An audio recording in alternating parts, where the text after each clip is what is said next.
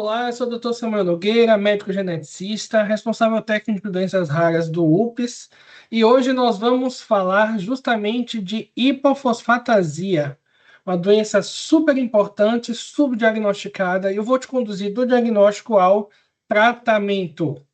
E como é que a gente vai fazer esse trabalho? Basicamente, a gente vai começar definindo alguns conceitos. Hipofosfatasia é um distúrbio metabólico hereditário raro, progressivo e multissistêmico. Ela é caracterizada pelo quê? Fosfatase alcalina persistentemente baixa. E como existem várias isoformas da fosfatase alcalina, nós estaremos falando da fosfatase alcalina não específica de tecido.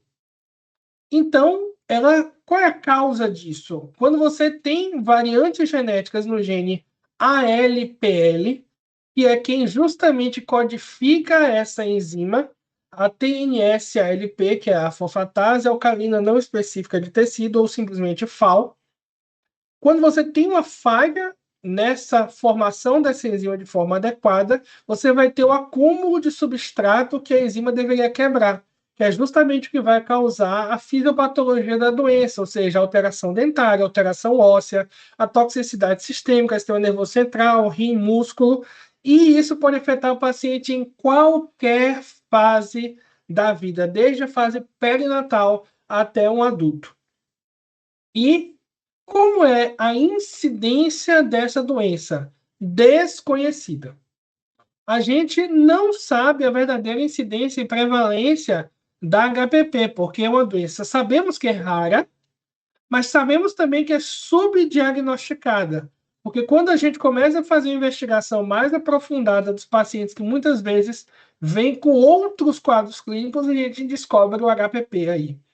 Então, na realidade, a gente sabe que é raro, ou seja, a gente já tem alguns registros estimados de 1 para 100 mil ou 1 para 300 mil nascidos vivos, da forma grave, que normalmente é a forma perinatal infantil, forma moderada, leve, a prevalência é muito maior que essa. A gente estima que seja 1 para cada 6.380 da população europeia. Só que o problema é, sabemos que populações que têm efeito fundador ou que têm, por exemplo, uma maior consanguinidade, a gente tem prevalências muito mais altas, como, por exemplo, os menonitas do Canadá, bate 1 em cada 2.500. No Japão, por causa do isolamento geográfico, temos aí também uma prevalência muito elevada do HPP. Então, é uma doença rara, mas subdiagnosticada, principalmente no adulto, que não aparenta sintomas tão importantes quanto a forma perinatal grave. Então, qual é o problema? Tudo começa na genética. Quando você tem o gene ALPL, é o gene que vai fazer essa enzima fosfatase alcalina, ele fica no cromossomo 1, na região P361, P34. Ou seja, estamos falando do braço curto, P, petit, do cromossomo 1, na região 36.1, 34. Ou seja, esta região aqui que a gente está vendo fica a região onde vai ser produzido, onde você tem o gene ALPL, que é o gene que vai criar a fosfatase alcalina. E ele codifica uma enzima, que é a fosfatase alcalina tecido específica. E qual é o problema? Desculpe, a fosfatase alcalina não específica de tecido. E qual é o problema? Quando você tem uma alteração patogênica, você vai fazer uma proteína alterada, e essa proteína alterada evolui com a perda de uma função. Quando você tem uma perda de uma função, ela vai justamente não executar as quebras que ela deveria, levando a um acúmulo do que é quebrado pela enzima. Então, quando a gente começa a entender o princípio de como funciona a doença, a gente vai entender por que existe forma grave, por que existe forma leve, por que existe expressividade variável nesta doença. Qual o padrão de herança? Existem 2 padrões de herança principais. Formas graves, normalmente o padrão de herança é recessivo, porque você tem pais que são assintomáticos ou ainda nunca tiveram a percepção dos sintomas, porque são sintomas leves.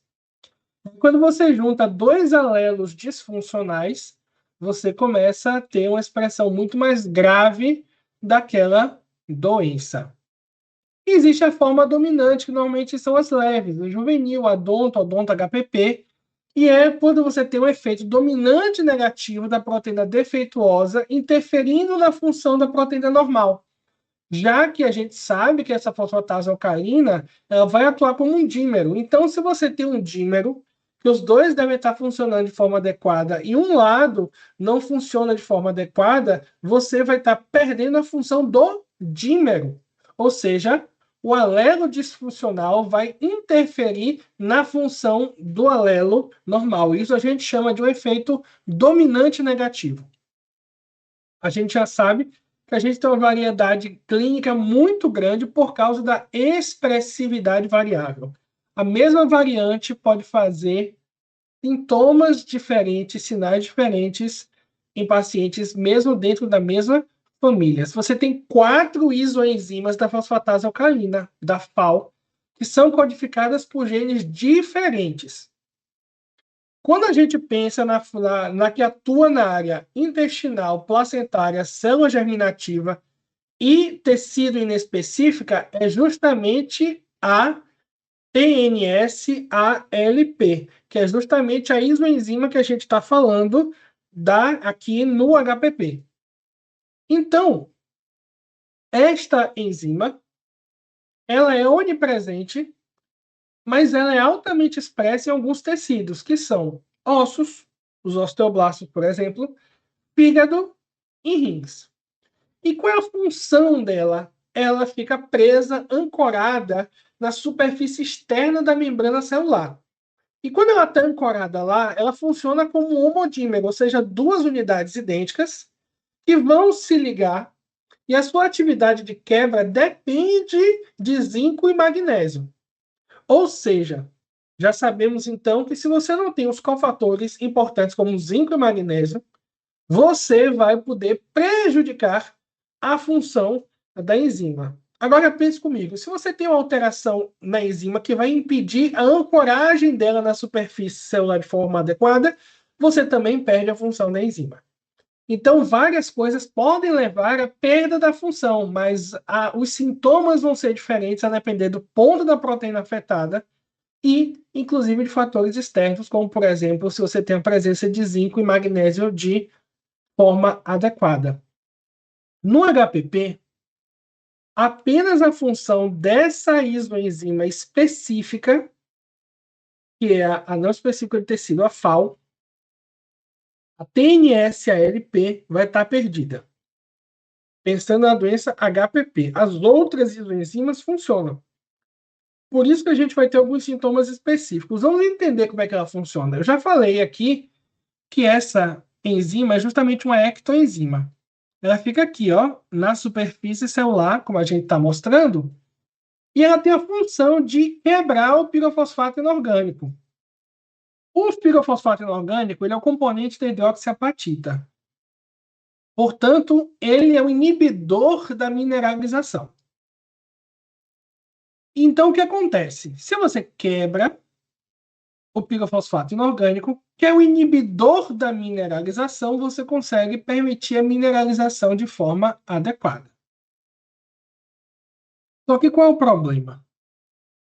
Se você tem uma alteração na função da FAO, você leva ao aumento do pirofosfato inorgânico. E com isso você inibe a formação da hidroxiapatita, que é essencial, é sine qua non para a mineralização adequada dos ossos. Portanto, já está o primeiro problema. Se você tem uma falha da enzima, você acumula o pirofosfato inorgânico que bloqueia a formação de cristal de hidroxiapatita e impede a mineralização adequada. Ou seja, se você não faz mineralização, como é o nome que a gente dá nisso? Raquitismo na criança e osteomalácia no adulto. Mas existe um outro fator que vai ser justamente quebrado por ela. A gente já sabe que o PLP, que é o piridoxal 5-fosfato, é a forma biologicamente ativa da vitamina 6, ele precisa ser desfosforilado pela enzima TNS-ALP, a FAO. Ou seja, o PLP ele vai ser, então, desfosforilado em piridoxal, PL, que é a única forma que atravessa a barreira hematoencefálica. Ou seja, se o piridoxal 5-fosfato não for desfosforilado, ele não atravessa a barreira hematoencefálica. Logo, você fica com muito piridoxal 5-fosfato circulante e você fica com falta de piridoxal 5-fosfato no sistema nervoso central. E o que é que isso causa? Vamos lá.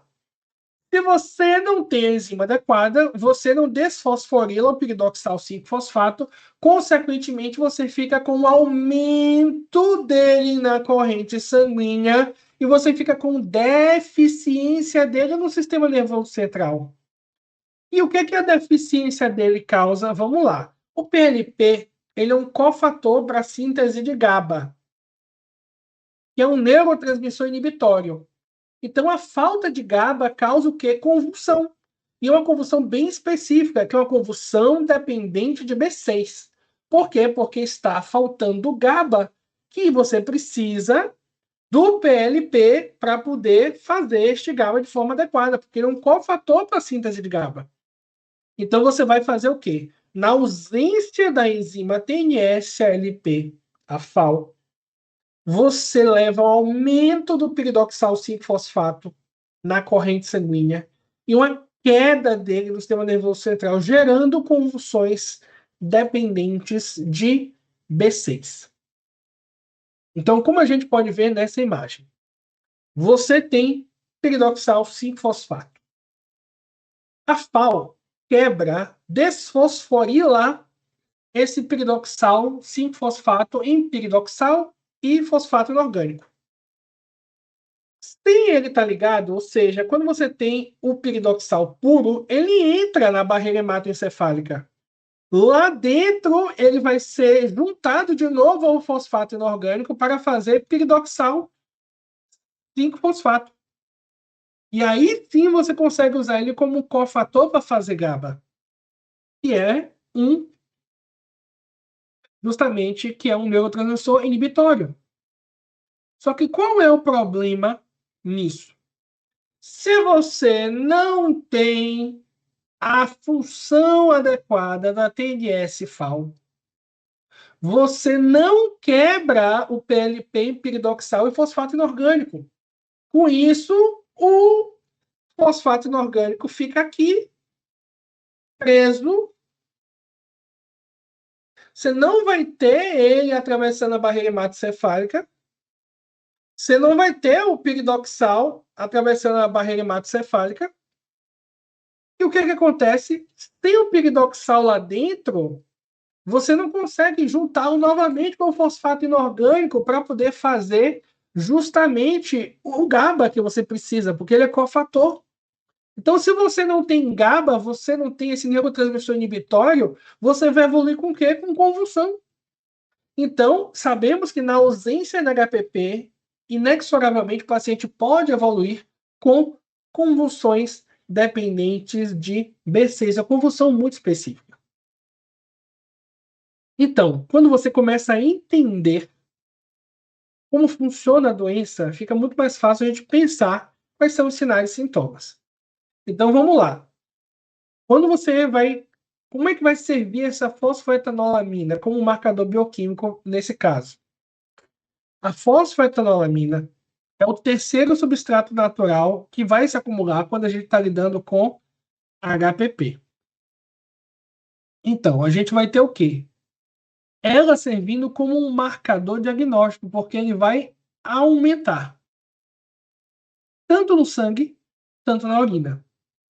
Então, fosfatase alcalina, baixa. Caiu. Fosfatase alcalina está baixa. O que acontece? Aumenta B6 na corrente sanguínea e aumenta também o que? A fosfoetanolamina.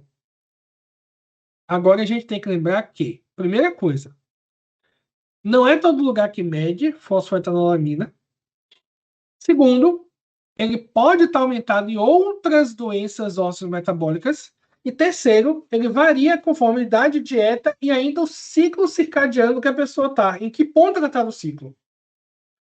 Ou seja, a gente não vai conseguir fazer uma relação tão boa assim para poder fazer a mensuração. Então, se eu pudesse te dar uma dica agora, para você poder entender a doença é o quê? Fosfatase alcalina baixa e B6 elevada. É a primeira coisa que eu diria que a gente tem que ficar atento nesse paciente. Mas pensa comigo aqui. Se o pirofosfato inorgânico é justamente o inibidor da mineralização que a gente viu ali, e se a gente não está colocando ele para formar os cristais de hidroxiapatita para ir para o osso, ele vai para onde? Fica na circulação. Se ele não vai para o osso, fica na circulação. Então, o que, que a gente vai ter? Hipercalcemia, hipercalciúria e hiperfosfatemia, porque o fosfato vai estar como? Ele vai estar um nível elevado, ao contrário do raquitismo. XLH, por exemplo, e raquitismo nutricional, ele está baixo. Então, a gente pegou uma pessoa com raquitismo. É hipofosfatêmico ou hiperfosfatêmico? Se for hipofosfatêmico, eu tenho que pensar em quê? XLH. É uma das possibilidades. Se não for hipofosfatêmico, for hiperfosfatêmico, eu preciso pensar em quê? Fosfatase alcalina pode estar baixa, então tem que pensar em HPP. Então já sabe, se esses minerais não estão indo para o osso, circula e vão gerar consequências metabólicas. Vão começar a ser filtrados, vão fazer nefrocalcinose, porque eles vão se depositar no tecido renal, vão fazer pedra no rim. E aí, com isso, o quê? Se você começa a dar cálcio e vitamina D para esse paciente, pensando assim, ah, não, é um paciente com raquitismo, tome cálcio e vitamina D, vai melhorar. Você só piora o quadro se você estiver lidando com HPP. HPP é muito difícil de ser diagnosticada no adulto quando ela tem uma forma mais leve, porque às vezes as pessoas deixam passar sinais e sintomas importantes. Então, se eu pudesse deixar uma orientação, seria qual?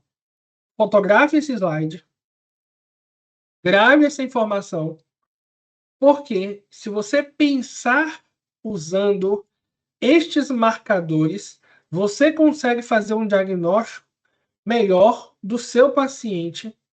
E a importância disso é que estamos falando de uma doença que tem tratamento. Então, peguei um paciente que pode ter convulsões responsivas a B6, aumento de pressão intracraniana, perda prematura de dente descido, dentição anormal, doença periodontal, raquitismo, fratura, nefrocalcinose e outras alterações. O que é que eu vou fazer? Eu vou juntar tudo isso e vou pensar como é que eu vou investigar esse paciente fosfatase alcalina. Se a fosfatase alcalina está abaixo do valor de referência, já liga um alerta vermelho que pode ser HPP. Vamos falar um pouco sobre esse espectro clínico e qual é a causa disso. Então, a HPP, ela é classificada historicamente com base o quê? Na idade do início do sintoma. Porque a gente sabe que o diagnóstico, ele atrasa muito para acontecer, infelizmente. E a gente sabe o quê? Que quanto mais cedo a gente diagnostica, mais grave provavelmente o paciente é. Por isso que muitos pacientes que têm a forma leve passam anos e anos sem diagnóstico. Então, qual é o nosso papel aqui? É ficar atento às formas graves, claro, mas entender que as formas mais leves, elas precisam ser tratadas também. Por quê? Porque aí o paciente vai ter uma melhora da qualidade de vida. Muitas vezes uma doença não vai matar o paciente, mas vai fazer a qualidade de vida dele ficar muito ruim a ponto dele querer morrer. Então é muito importante que a gente faça o quê? Que a gente consiga pensar neste paciente. Então, a depender da época que começa a doença, a gente já sabe que começa sempre no mais grave. Então, a gente tem que ficar atento no que é menos grave, porque esses são os que trazem o maior prejuízo ao longo dos anos. Vamos lá. Quais são as formas graves? A perinatal, que normalmente é letal, e às vezes pode ser uma forma benigna, ou seja, teve aquela piora e com o tempo o paciente evolui com melhora. Pode ser a forma infantil, que normalmente é quando você tem aí menos de 6 meses de vida. Juvenil, entre 6 meses e 18 anos. Adulto maior que 18 anos. E existe a odonto-HPP, que em teoria são manifestações dentárias isoladas, mas eu vou provar a vocês que na realidade a odonto-HPP pode ser simplesmente porque o paciente trouxe a queixa odontológica e você não pesquisou as outras. Então a gente está considerando que é um odonto-HPP e na realidade o paciente tem outras questões e a gente que não pesquisou ainda. Então, a forma HPP perinatal grave, como é isso? Quando você faz o ultrassom, você às vezes já vê sinais de que esse paciente pode ter HPP, ou às vezes você percebe ao nascimento. E quais são? Hipomineralização profunda, ossos encurtados, deformados, ossos longos estão encurtados e deformados, ausência quase total de calcificação no crânio, o nome que a gente dá isso é caput membranaceum, aparência de osso fantasma ou esporões ósseos recobertos de pele. E o paciente pode muitas vezes ter o quê? Um tórax instável por causa da hipomineralização e evoluir consequentemente com hipoplasia pulmonar. Normalmente, historicamente, a mortalidade é de quase 100% nos primeiros dias ou semanas, se você não conseguir resolver essa insuficiência respiratória. Então, o diagnóstico é importante para você poder fazer este cuidado, porque lembremos que a forma perinatal, normalmente, ela é recessiva. E se é uma forma recessiva, normalmente, a gente sabe que os pais, então, eles são heterozigotos. E se são heterozigotos, qual a chance de recorrência? 25% a cada gestação. Ou seja, você tem chance de estar lidando com outro quadro daquele na próxima gestação, e a chance é de 25%. Então, vamos falar da forma perinatal benigna. Existe uma forma que você vai ter sinais esqueléticos em útero, mas depois que o paciente nasce, ele tende a ter uma forma pós-natal que não é letal. Então, a gente vai ter muitas vezes um arqueamento, um encurtamento de osso longo, que vai parecer uma forma muito mais grave da doença, ou até parece uma osteogênese perfeita, mas diferente da forma letal, ele começa a evoluir com melhora espontânea da mineralização depois do nascimento. As deformidades ósseas vão regredindo gradualmente e a gente chama de benigno por quê? Porque o paciente não faleceu. Mas o paciente, sim, no futuro, provavelmente vai ter uma forma da doença, só que não é tão grave quanto a perinatal.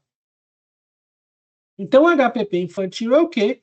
Quando o paciente tem essa forma antes dos 6 meses de idade. O bebê nasce saudável, mas tem o quê? Falha de crescimento e dificuldade de ganho de peso. Muitas vezes a criança é hipotônica, vai evoluindo com hipotonia e atraso de marco motor. E aí a gente vai vendo que no crescimento, nesses primeiros meses, ela vai estar tendo o quê? Às vezes um rosário raquítico, um alargamento de punho, sinais de raquitismo radiográfico. E aí, quando a gente pensa em raquitismo, a gente vai ter que investigar esse bebê. Só que quando a gente vai investigar, a gente vai ver que, diferente do raquitismo nutricional, esses bebês vão ter uma hipercalcemia e hipercalciúria, que consequentemente vai fazer o quê? Nefrocalcinose, porque esse cálcio tem que ir para algum lugar. E é claro, quando o paciente tem deformidade torácica, uma das coisas que pode fazer essa hipoplasia pulmonar dele é o quê? Pneumonia recorrente e insuficiência respiratória. Então, nesses quadros, o paciente pode continuar evoluindo com uma craniosinostose, que é o fechamento prematuro das suas suturas cranianas, por causa da hipomineralização. Aí você pode pensar assim, mas como assim? Se você tem hipomineralização, por que você está fazendo fechamentos precoces? É justamente por quê? Porque essas estruturas cranianas, para que fechem na época adequada, você precisa ter um equilíbrio, de certa forma, quase que perfeito da mineralização óssea. Se você tem uma alteração da mineralização óssea, você leva inexoravelmente ao fechamento precoce destas suturas. E aí, como você vai fazendo, muitas vezes, esse fechamento precoce, o crânio ele começa a ficar com as marcas da circunvolução cerebral do paciente na tábua interna. Por quê? Porque o espaço é tão apertado que ele vai começando a ficar, o crânio vai ficando com as marcas do cérebro ali, o que dá essa aparência de cobre batido na radiografia desse paciente, o que já mostra que isso é muito grave. A gente não deveria ter deixado o quadro chegar nessa situação, porque com isso o paciente vai evoluir com o quê? Com hipertensão intracraniana, que é justamente uma consequência direta dessa falta de expansão do crânio. E aí o paciente vai ter o quê? Papiledema, proptose ocular e deficiência intelectual por causa do dano cognitivo. Se já chegou nessa fase, já chegou onde não deveria. Não era para chegar assim, não era para deixar acontecer. Porque muitas vezes a inteligência dessa criança vai ficar permanentemente comprometida por toda a vida.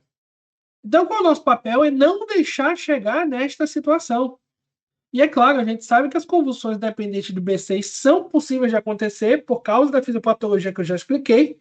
E aí, com isso, a gente vai ter o quê? Uma manifestação da encefalopatia epiléptica grave, que você vai tentar tratar com outras medicações e não vai conseguir muitas vezes, porque vai ser uma convulsão de difícil controle. Por quê? Porque, na realidade, está faltando GABA, que é justamente um neurotransmissor inibitório.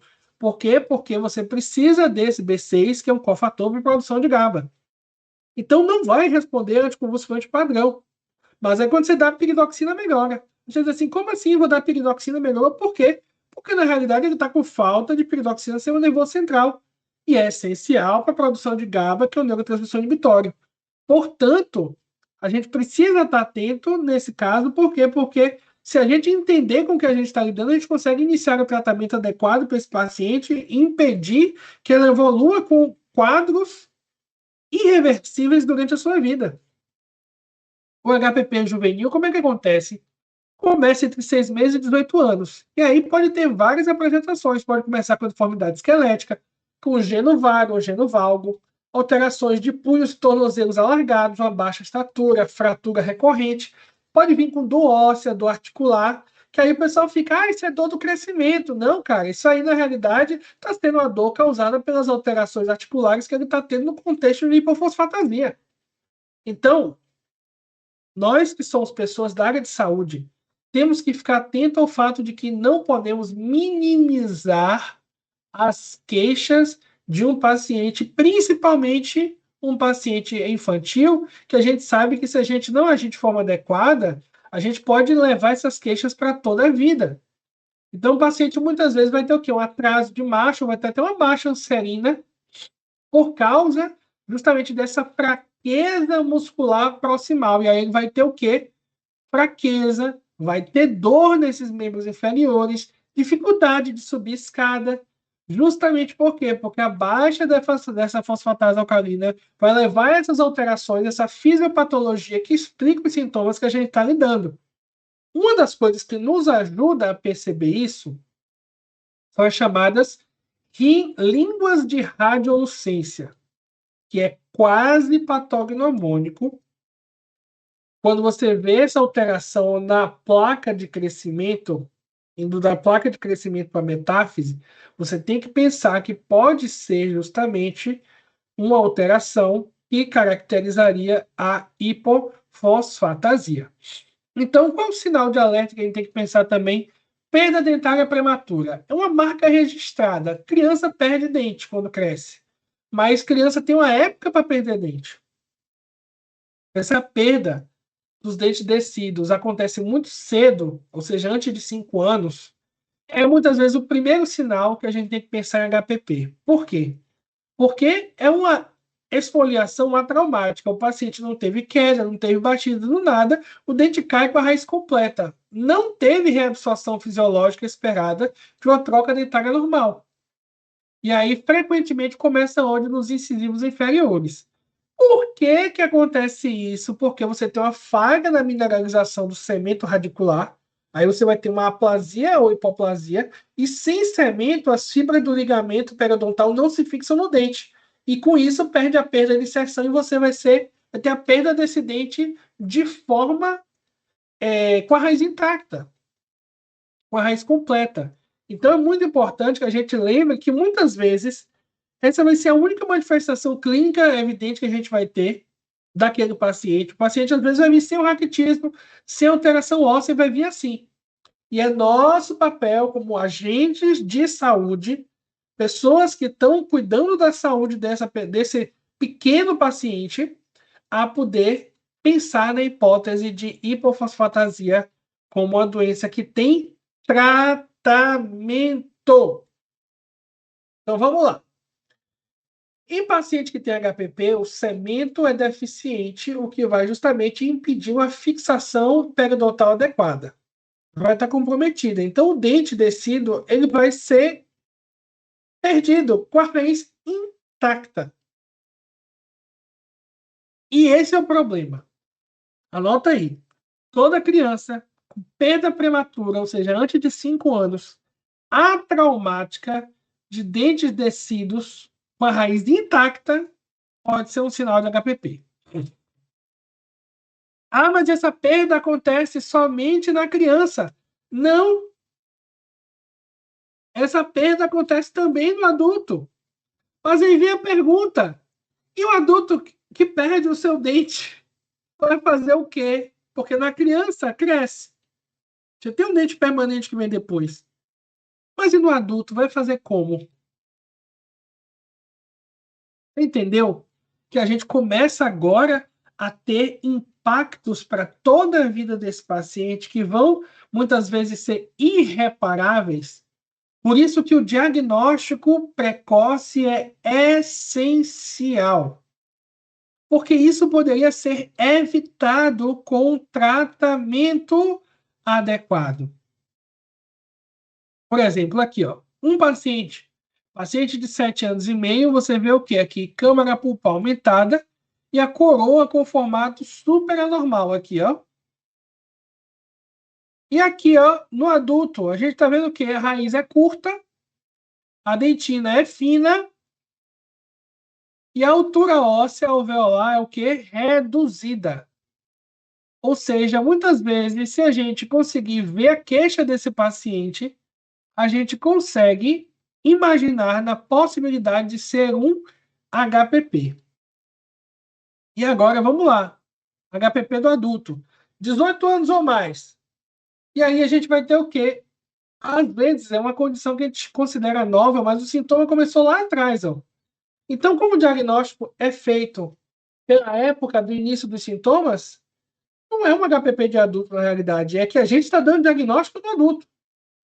Então, muitas vezes, qual é o problema do adulto? A gente vai dizer, é osteoporose, é osteopenia, o paciente está com fibromialgia, dor crônica, fragilidade óssea.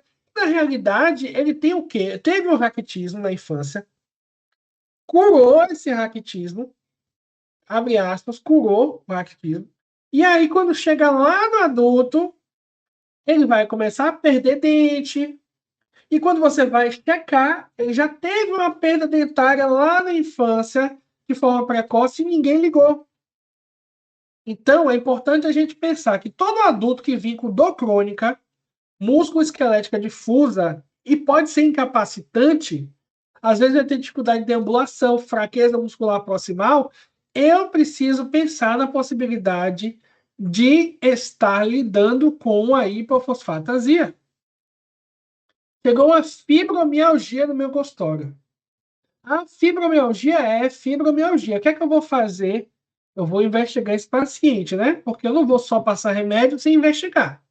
O paciente chegou, eu preciso investigar. E dentre os exames que eu vou pedir simplesmente uma medida de uma fosfatase alcalina nesse paciente. Por quê? Porque se o paciente vier com a suspeita de osteoporose, porque ele tem uma fratura recorrente, eu digo, não, é osteoporose. É só uma fratura, é osteoporose. Aí eu vou tratando como osteoporose. Qual é o tratamento da osteoporose? A gente usa bifosfonato. Mas se eu colocar bifosfonato neste paciente de HPP, eu só vou piorar a doença. Então é muito importante que a gente pense o quê? Opa, o paciente tem fratura, tem pseudofratura, fratura em vértebra, colo de fêmur. O paciente tem o quê? Aquelas linhas de pseudofraturas nos membros inferiores.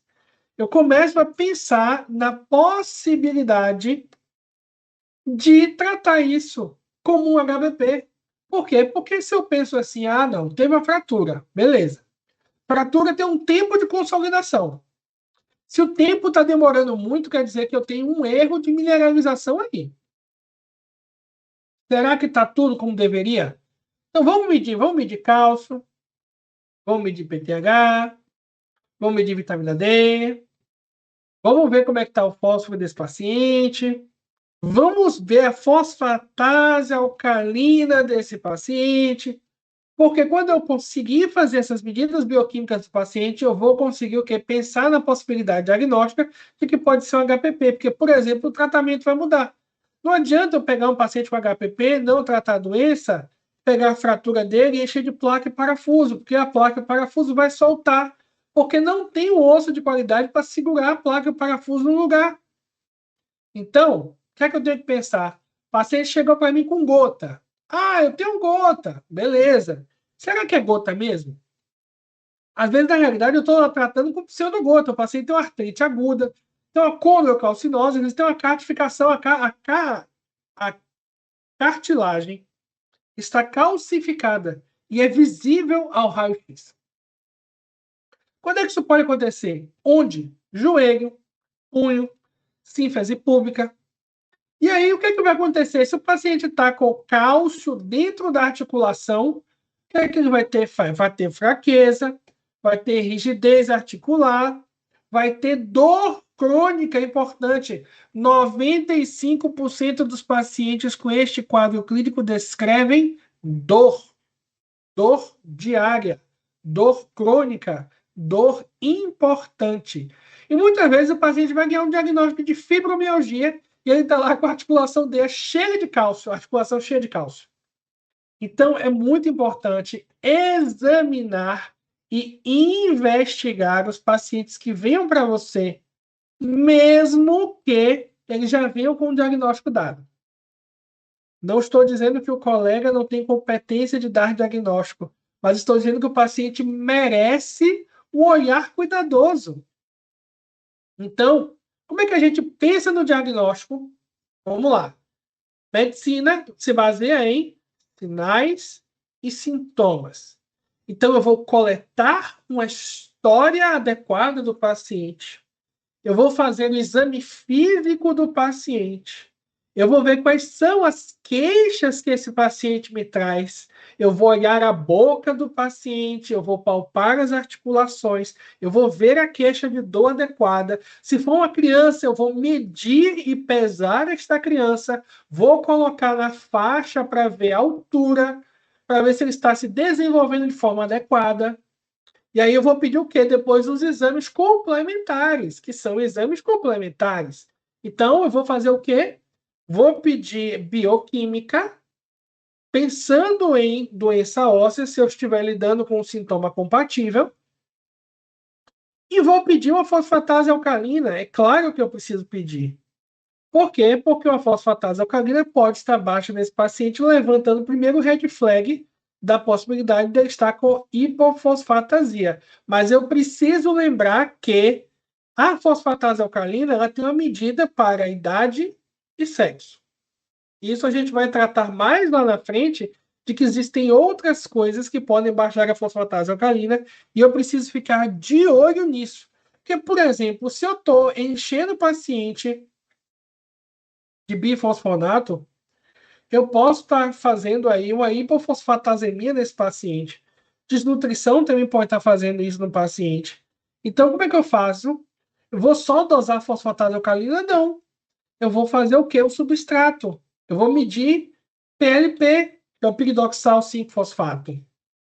Posso medir pé? Posso. É muito difícil achar onde mede fosfoetanolamina aqui no país. Normalmente é mais comum você medir o piridoxal 5-fosfato. Ah, não estou conseguindo, ou estou conseguindo, preciso confirmar.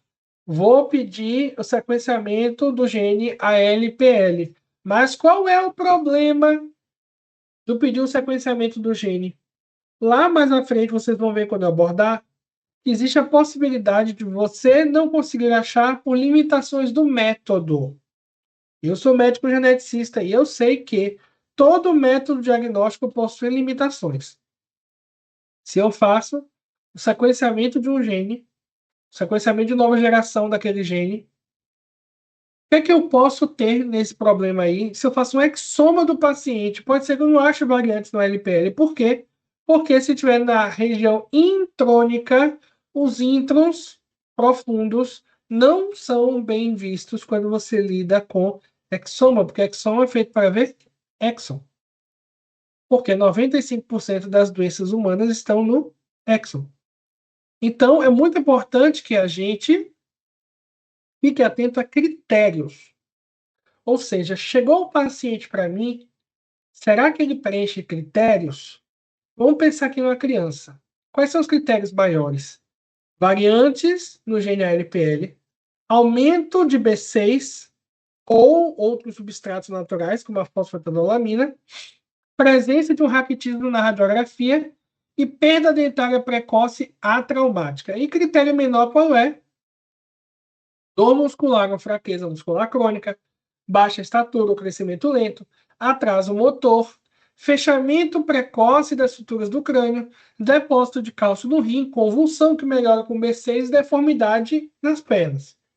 Se você junta dois critérios maiores, ou um critério maior e dois menores, você fechou o diagnóstico clínico. É simples. E quando você lida com adulto, os critérios são um pouco diferentes. Você ainda mantém a questão da alteração genética no LPL e, claro, do aumento do nível do B6, mas você vai ter o quê? As pseudofraturas e fraturas frequentes e metatarsos como critérios maiores. E como critério menor, você tem o quê? Dor muscular crônica, depósito de cálcio nos rins, queda precoce dos dentes sem trauma, acúmulo de cálcio em cartilagens e fraturas não consolidadas. Então pensa comigo, chegou um adulto de 40 anos de idade, um homem de 40 anos de idade, um exemplo, com um quadro de dor muscular crônica e queda precoce dos dentes sem trauma.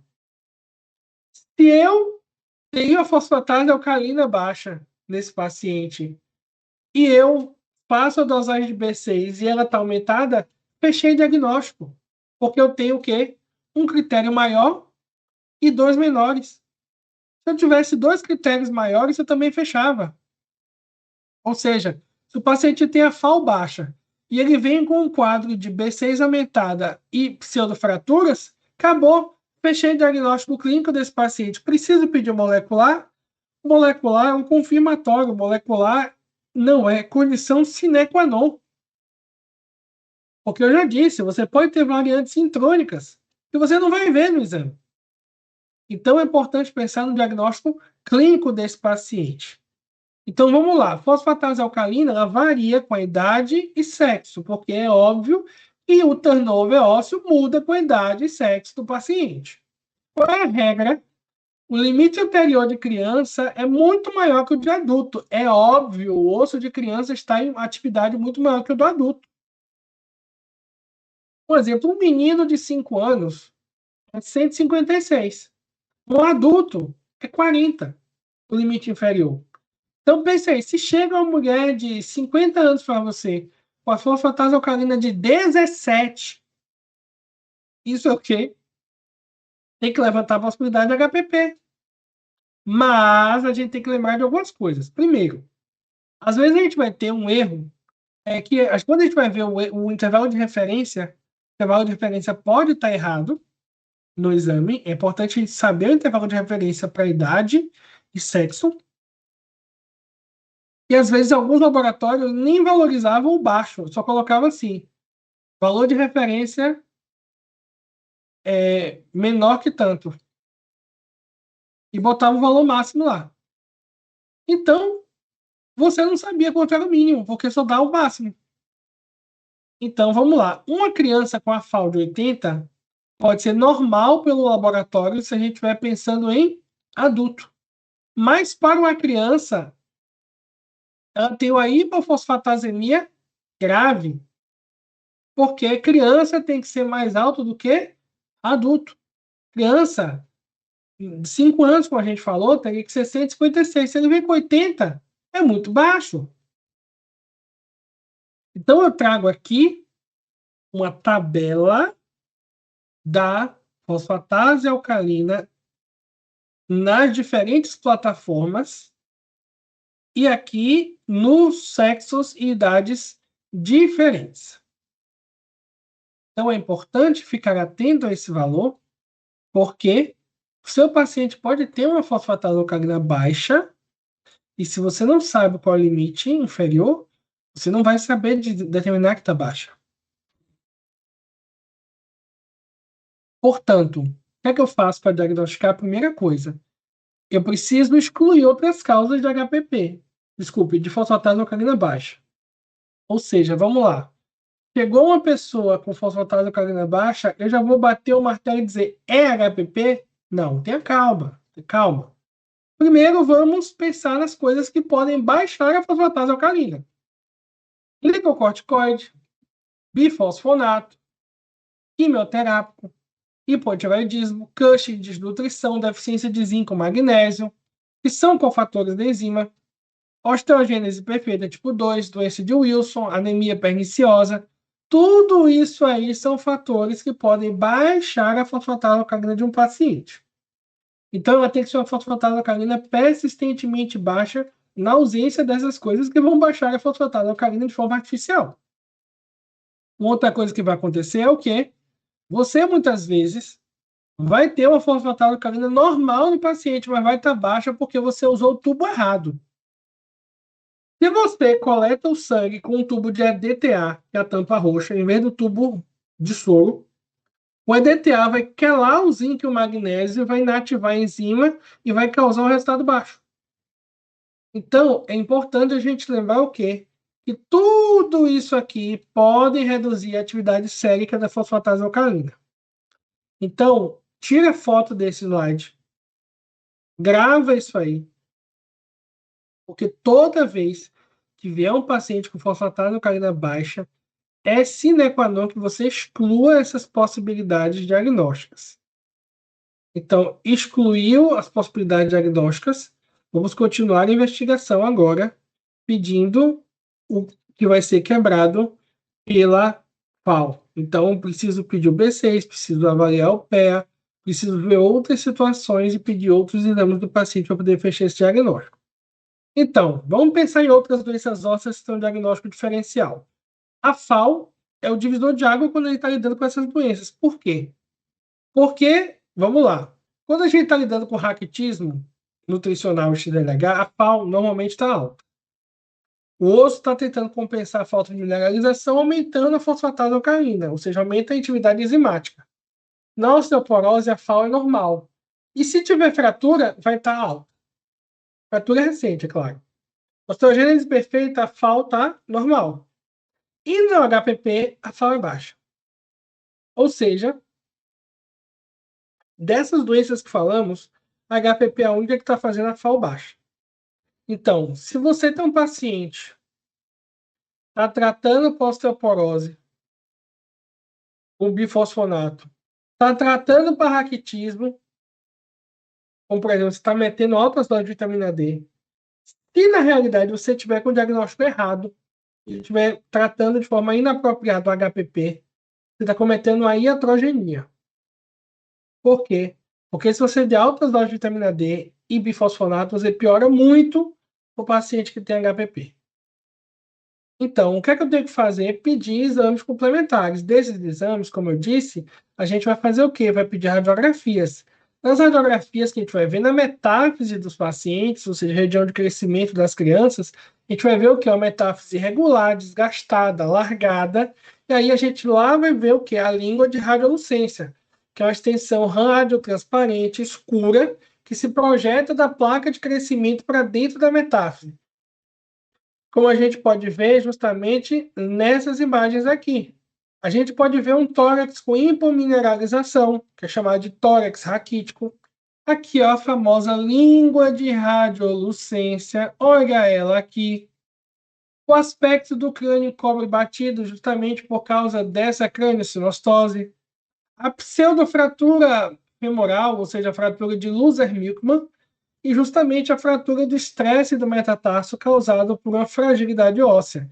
É importante ficar atento que essas lesões podem acontecer tanto na criança quanto no adulto. É claro que crâniosinostose, eu espero encontrar isso aqui mais na criança, assim como esse tórax raquítico, mas a pseudofratura femoral e a fratura de estresse do metatarso eu vou encontrar, inclusive, no paciente adulto, tá? Então, vamos lá. Se eu tenho um paciente adulto, paciente criança, em adulto a placa já fechou. Então, eu não vou ter língua de radiolucência, porque língua de radiolucência está relacionado à placa aberta. Então, o que eu vou ver vai ser achado de uma osteomalácia ou sobrecarga mecânica, que aí é as fraturas de Luser-Milkman. E são as linhas de luz ali que formam as pseudofraturas. Que vão ser essas linhas aqui, ó, transversais, que a gente está vendo aqui, ó, nesse paciente. São essas pseudofraturas. Que vão ser linhas radiolucentes transversais perpendiculares ao córtex osso. Por quê? Porque esse córtex do osso, por que está acontecendo aí? Porque uma área onde a matriz óssea não mineralizada não consegue cicatrizar de forma adequada. Ela está tentando, mas se a gente está com o inibidor da mineralização elevado, que é o pirofosfato inorgânico, você não consegue mineralizar o osso de forma adequada. Por isso que você causa esse aspecto. E onde é que a gente vai ver mais isso? Normalmente é em metatarso e na diáfise lateral do fêmur. E fratura de estresse a gente vai ver muito onde? Nos pés, no metatarso, muitas vezes pode ser bilateral. E aí você vai ter uma consolidação lenta. Por que está consolidando lentamente? Porque você está com o inibidor da mineralização óssea muito aumentado, que é o pirofosfato inorgânico. Portanto, é essencial que a gente consiga pensar nessa fisiopatologia do quadro clínico e faça a dosagem da fosfatase alcalina, porque a fosfatase alcalina estando baixa, ela não consegue justamente gerar a quebra dos substratos de forma adequada, gerando o quadro clínico. E o teste genético eu já falei. Pode ser feito, é importante para confirmar o diagnóstico? É importante, mas ele tem limitações. Primeira coisa, a gente espera que normalmente a forma grave seja recessiva. É o que a gente espera quando a gente vê o paciente. Mas a gente tem que lembrar que nem sempre a gente vai ter um paciente homozigoto. Às vezes ele é um paciente que tem heterozigose composta. E ele pode ter uma variante, por exemplo, missense um alelo e uma deleção no outro alelo. Por exemplo, se o paciente tiver, por exemplo, um quadro de uma síndrome de genes contíguos, uma grande deleção que incluiu o gene ALPL em um alelo, ele tem uma missense no outro, ele vai ter um quadro grave. Por quê? Porque ele vai ter a perda dos dois alelos de forma funcional. Então, o que a gente vai fazer? Pegou o paciente, faz o diagnóstico clínico, e se eu puder, eu posso pedir um molecular, mas eu preciso ficar atento que existe falso negativo, porque variantes intrônicas profundas não vão ser vistas. Então, a pessoa tem HPP, mas eu não vi por causa da limitação do exame. Grandes deleções e duplicações eu não consigo ver. Então, precisaria de um outro exame, não um sequenciamento, precisaria talvez de um MLPA, do gene ALPL. E, é claro, a gente muitas vezes vai ter variante de significado incerto. Ou seja, eu pedi, veio a variante, e a variante foi classificada como variante de significado incerto. E aí? Variante de significado incerto dá diagnóstico? Não, ela sugere. Então, eu tenho agora que fazer uma avaliação cuidadosa desse fenótipo do paciente, de forma a poder avaliar se ele fecha ou não critérios clínicos para a doença. Então, agora vamos falar da prevenção e da reabilitação no HPP. Já falei. Se o paciente tem baixa massa óssea, você já vai meter o bifosfonato? Não. Por quê? Bifosfonato é contraindicado e deve ser evitado em pacientes que têm HPP. Por quê? Porque o bifosfonato é o análogo químico do pirofosfato. E o pirofosfato inorgânico aumentado, eu já disse, é o inibidor da mineralização. Então, se você está dando bifosfonato, você está o quê? Está dando mais substrato para inibir aquele osso que já não mineraliza direito. Então, a osteomalácia dele só vai piorar. Você vai fazer um aumento drástico desse risco de fratura, porque o osso vai ficando cada vez mais fino, cada vez mais desmineralizado. Então, muitas vezes, o que acontece? O paciente tem uma osteoporose, E aí, está vendo a baixa massa óssea, tome bifosfonato, não fez uma avaliação adequada da fosfatase alcalina, na realidade o diagnóstico dele de base é HPP, e aí depois o paciente volta com a fratura espontânea do fêmur. Na realidade, isso é uma fratura causada por causa da pessoa que passou esse bifosfonato de forma inadequada. Então, é super importante que o paciente tenha um diagnóstico correto antes da gente tentar iniciar uma terapêutica que pode ser contraindicada no caso da doença HPP, que é o que o paciente tinha na realidade, né? Então, vamos lá. HPP é muito diferente de raquitismo nutricional. Como é que funciona? No HPP, o cálcio e o fósforo está normal ou alto no sangue. Só que por que ele está alto no sangue? Porque ele não entra no osso. E a vitamina D está o quê? Normal. Aí muitas vezes eu pego e digo, ah, não, beleza, é raquitismo. Tome de vitamina D e cálcio. Que é o protocolo padrão quando a gente está lidando com osteoporose e raquitismo do paciente. Aquele raquitismo comum, a gente o quê? Tome de vitamina D e cálcio. Só que se eu estou fazendo isso, eu vou fazer o que nesse paciente com HPP? Eu vou fazer hipercalcemia aguda e vou criar hipercalciúria. Essa hipercalciúria vai fazer o quê? Nefrocalcinose. Nefrocalcinose faz dano renal. Ou seja, eu estou causando dano renal no paciente porque eu estou metendo cálcio e vitamina D sem fazer uma investigação adequada do quadro clínico do paciente. Portanto, eu só devo fazer suplementação do paciente se ele tem uma deficiência documentada e investigada a sua causa. E eu tenho que monitorar esse paciente para evitar lesão renal. E aí, vamos lá.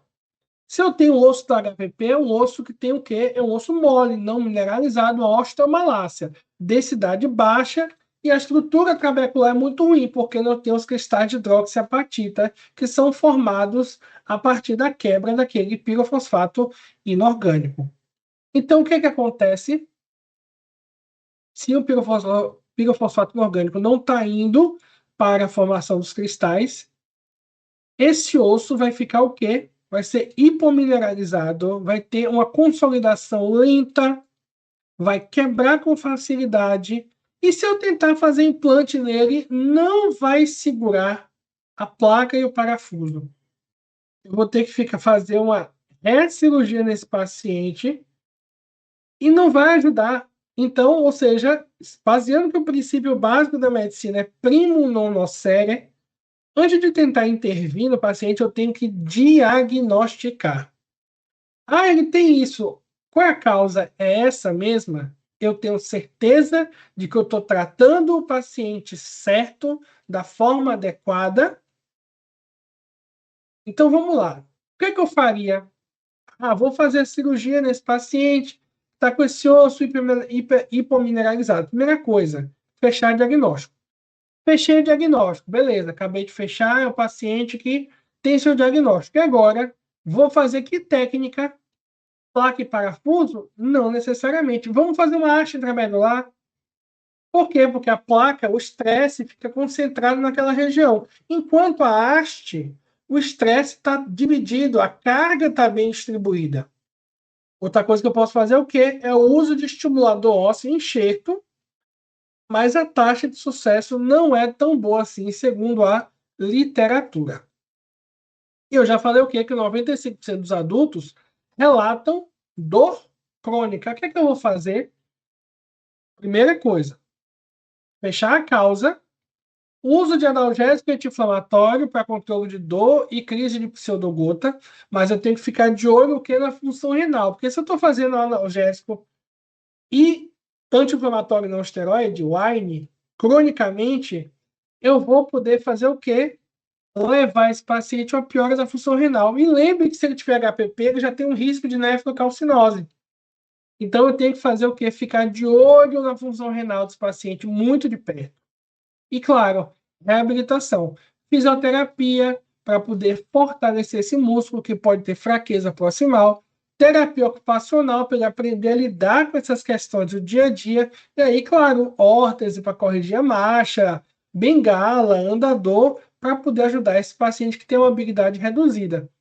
Tudo isso é importante para eu dar qualidade de vida. Mas até agora você percebe que eu não estou tratando a causa, eu estou tratando as consequências. Vamos lá, saúde bucal, como é que eu faço? O paciente perdeu o dente. Vai afetar a nutrição, vai afetar a fala, vai afetar a autoestima. O que é que eu vou fazer? Higiene bucal é super importante porque a fixação do dente já é ruim. Se ele tiver uma gengivite, a queda vai ser mais rápida. Então, dentista frequente nesse paciente do HPP, uso de prótese dentária parcial ou total para poder devolver a função mastigatória e poder ajudar nessa questão da autoestima dele. E é claro, olha o problema aí, os implantes dentários têm uma faixa de falha muito maior. Por quê? Porque o osso tem uma qualidade ruim de mineralização. Por isso que é mais complicado fazer implante nesse paciente. Então, a melhor coisa é você fazer com que o dente não caia. Porque se cair, você está lidando com a situação mais delicada. E é claro, fazer o acompanhamento das outras lesões que ele pode ter.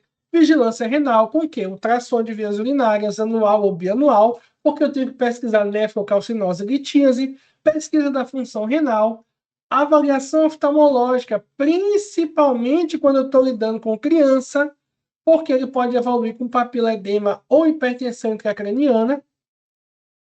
Ou seja, o paciente faz o fechamento precoce das suturas, com isso ele evolui com hipertensão intracraniana, com isso ele evolui com papiledema.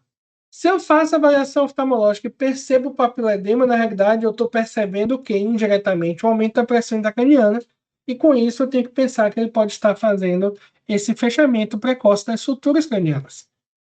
Então, o meu objetivo é que isso não ocorra. Por isso, o pediatra tem que fazer medida de perímetro cefálico dessa criança, colocar na curva. Se o perímetro cefálico não está evoluindo nessa criança, algo tem que ser feito, a criança tem que ser encaminhada para investigação. Certo? E, claro, esse cálcio todo circulando pode fazer o quê? Calcificação ectópica na córnea e na conjuntiva. O paciente pode evoluindo com essa perda visual. E pense, se é uma doença tão debilitante, a gente vai ter o quê no paciente? Depressão, ansiedade, dor crônica piorando esse quadro e limitação física. Então, o paciente vai precisar de um psicólogo acompanhando ele como uma base desse tratamento. E como é que eu trato o paciente, então? Como é que eu vou tratar? Eu vou meter bifosfonato? Não, não vou colocar bifosfonato, porque só vai piorar. Qual é a base da doença? A base da doença é a falta da enzima. Então eu vou, beleza, colocar uma teriparatida. Vou dar um PTH para esse paciente. Off-label. Vou meter aí um remédio off-label para melhorar esse paciente. Vamos lá. Alguns estudos sugerem que alguns pacientes poderiam ter uma melhora da consolidação de fratura difícil, mas eu estou tentando lidar com consequência, eu não estou resolvendo causa. Ou seja, se eu estou lidando com consequência e não resolvo a base do problema, o paciente não melhora de forma real. Qual é o tratamento real para esse paciente? Não falta enzima? Falta enzima. Eu vou ter que devolver a enzima que falta para ele. Como é que eu vou fazer isso? A gente vai devolver a enzima com a reposição enzimática. A reposição enzimática já é um tratamento que é realizado para diversas doenças genéticas. Mucopolissacaridose, a gente já tem uso com sucesso há muitos anos, com melhora clínica. Já temos também tratamento para alfa-manosidose a partir da reposição enzimática. E no caso desta doença também a gente vai fazer a reposição enzimática. A gente vai fazer a reposição da enzima do paciente. No caso, hoje a gente tem a asfotase alfa para a gente poder fazer reposição, porque essa é a base do tratamento para o paciente. Ou seja, resolvo as consequências, mas eu tenho que também resolver a causa para evitar que o paciente evolua com novas consequências ou piora das consequências. Então, esses são os meus contatos. Tá aqui meu e-mail, tá aqui meu Instagram. Se vocês tiverem dúvidas e quiserem perguntar mais sobre a doença, conhecer mais sobre a doença, pedir artigos científicos sobre a doença, vai ser um prazer tirar todas as dúvidas de vocês. Eu agradeço a oportunidade à equipe do Telesaúde Bahia. Muito obrigado.